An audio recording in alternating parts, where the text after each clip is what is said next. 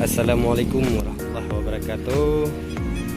Bagi sahabat Raja Padi yang bertanya tentang padi Rajasa, beginilah kondisinya saat sekarang. Ini akan dipanen kurang lebih 10 hari lagi ya.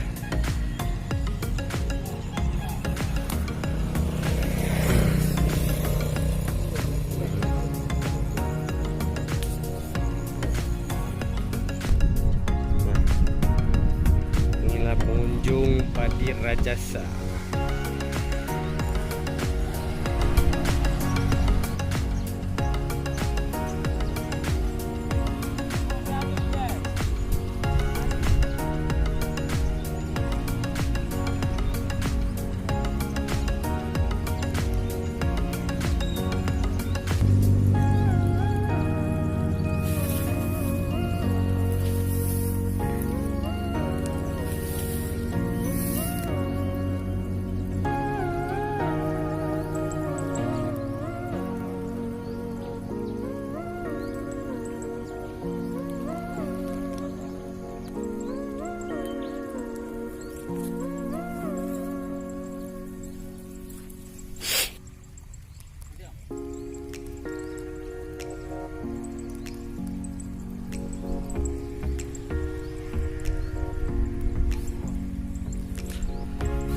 Dari segi pengisian dari pangkal Malai ini full.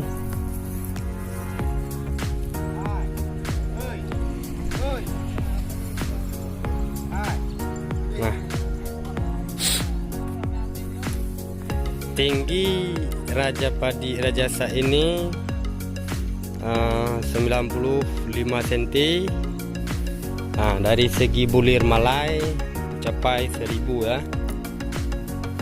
Anakan rumpun 10 sampai 15. Anjuran tanam legowo 41.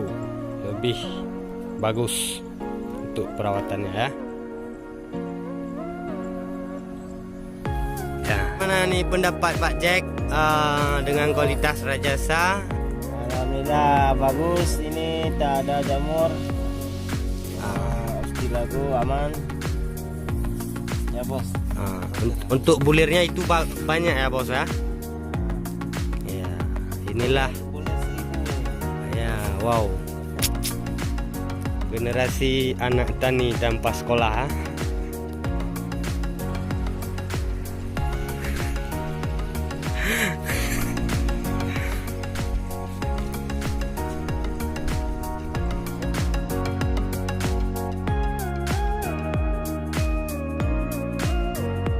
Jangan lupa subscribe and like ya.